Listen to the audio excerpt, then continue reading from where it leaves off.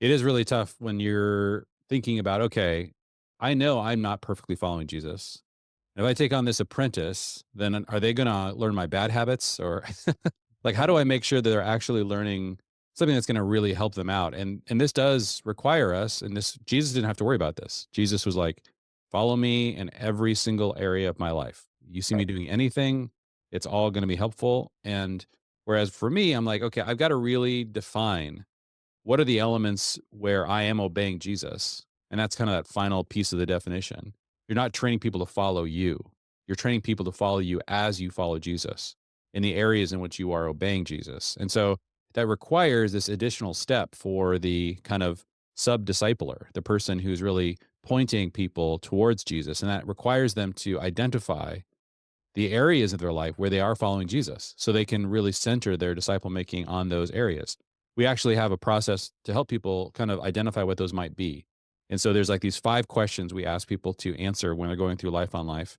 The first is list 5 milestones of your spiritual journey. So a lot of times you can discover the things that where you obey Jesus by looking at the major turning points of your life. And these are some of the greatest areas in which you can really show people from a life you impart things that have happened in your life. Like if you went through a really difficult season in your marriage and you just God brought you out of it and you learned some amazing things about what it means to be a husband or a wife. Man, that's amazing. Like share that with the people that you are discipling, right? Again, focus the time on what you kind of those areas where you're obeying. You always be transparent as well and just say, "Hey, I'm still struggling in this area, this area, this area. You know, maybe my prayer life isn't where I really would like it to be. I'm not going to really train you guys in that right now, but man, I've discovered something about how to do, evangelism that I really want to share with you guys. This is something that I feel like is really, deep in me or whatever areas, So list 5 milestones of your spiritual journey. List 5 passages of scripture that have meant a lot to you.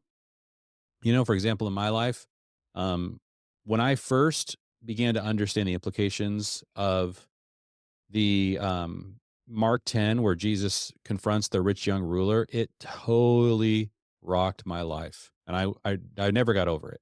That's just a passage that like I often will come back to in discipleship because not just because I'm like, oh, this is a really good passage, but like it's just woven into my story. Like I was rocked when that passage was really transformed my life.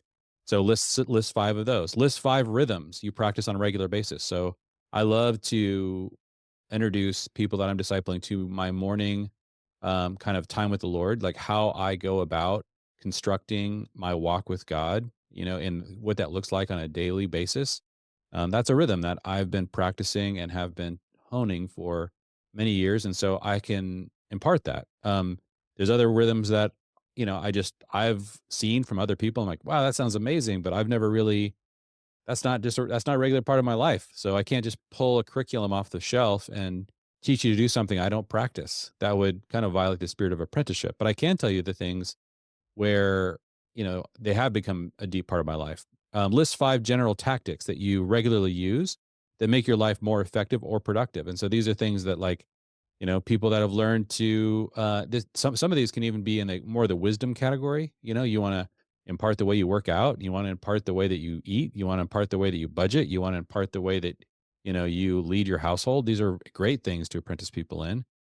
These are elements in which they support your life of obedience to Christ, but they might overlap really well with the guys that or the gals you're discipling. And then the last one is list 5 topics that just get you fired up more than the average person. I get really fired up about fatherhood.